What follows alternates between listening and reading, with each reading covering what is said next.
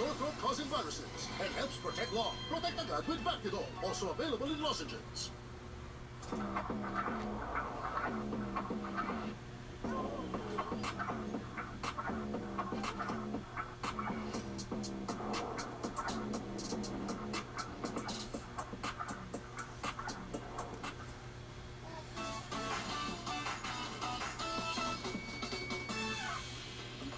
Congratulations sa ating Pares Premio Overload winner na si Teresita Romero ng San Pedro, Laguna.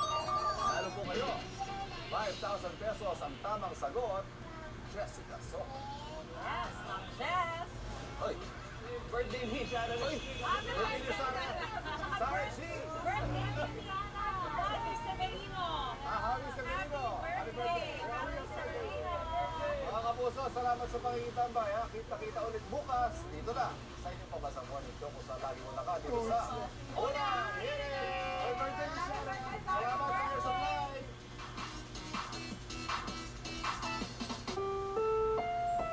Ang susunod na programa ay rated PG. Patnubay at gabay ng magulang ay kailangan sa mga batang manonood.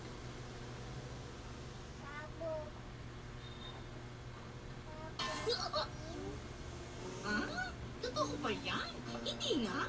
Oo, kanina ko pa nga sinasabi yung sa'yo. Teka, good morning, Mrs. Forger. Baka para malungkot ka yata. Medyo pera na ba ako ngayon dahil sa kanya? Ha? Kung tutuusan, wala rin namang something kahit na naalam ako sa tennis kahapon eh. Bakit ganon? Malamang may kalaguyo yung mister niya. Sabi ko na nga ba eh. Grabe naman ang sama ng two-timer na yun. Gwapo kasi, kaya lapitin. Parang langaw yung mga babae na lumalapit sa prutas. Sana hindi siya isumbong ng misis na sa secret police. Kaya ng babaeng taga-room 15. Yeah. Senor, nababahala siya tungkol kay Nightfall. Naloko na. Makakasama sa cover ko kapag nagpatuloy ito. At kapag nabanggit niya sa kapatid niya to, siguradong... Ganun kasi yung nangyari. Ang walang iyan talaga! Bibitayin ko siya agad! Pakilusin ng State Security Service! Robot na? Yor, Pasensya na. Nag-overtime ako kaya na-late ako. malamang pagod ka. Teka, saan tayo? Naisip ko lang na yayahin ka uminom. May alam ako magandang bar. Wala.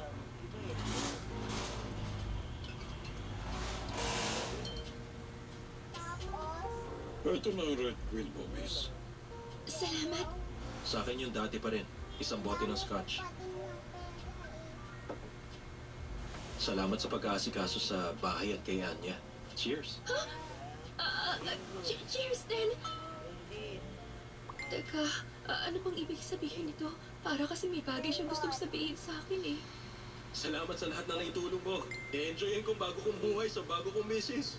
Good evening. Sabi ko na nga, babe. Siya nga pala, Yor. Tungkol kasi doon kay Fiona nung isang araw. Ay! Yor?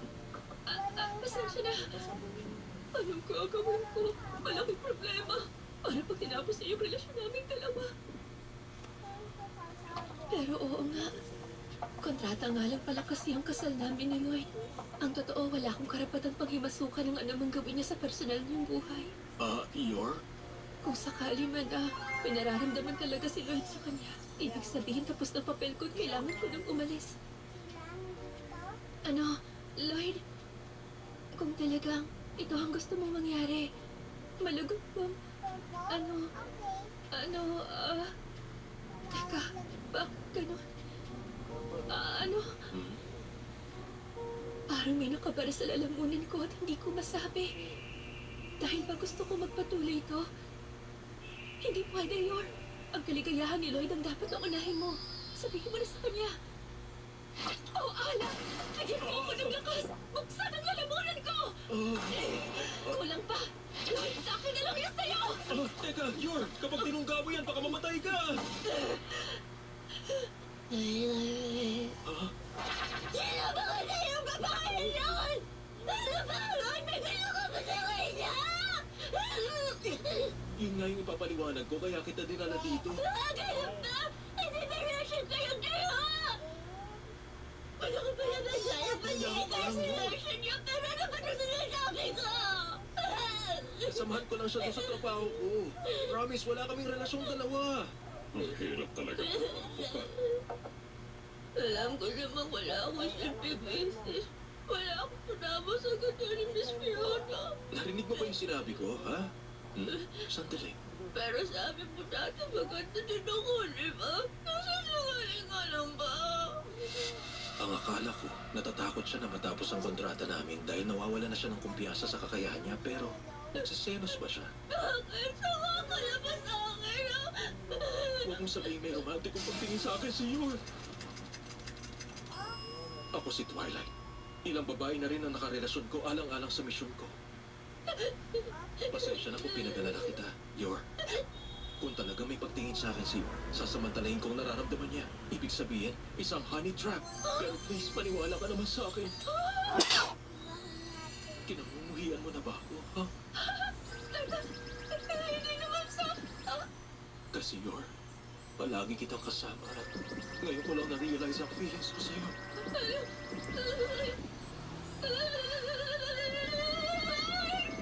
Kung bayad ka, gusto ko totohanin ka na ang sila.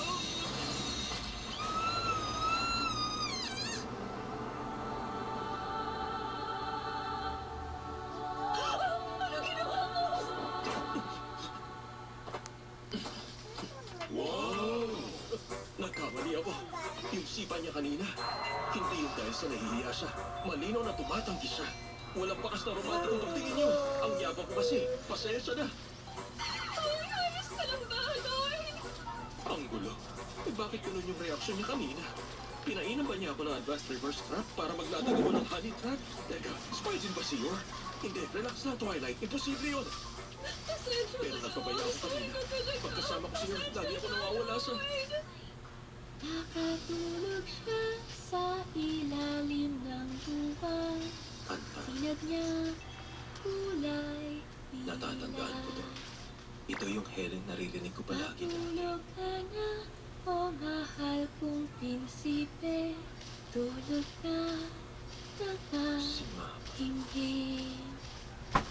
Di ko na alam kung ano ang susunod doon.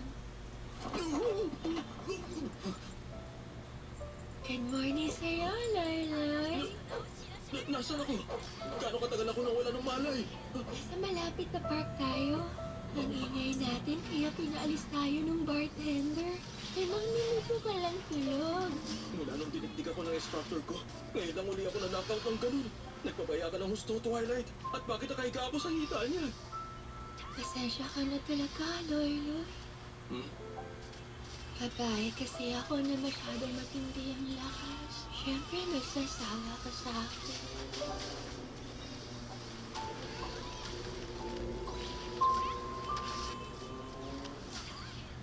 Nung maliit na bata ako,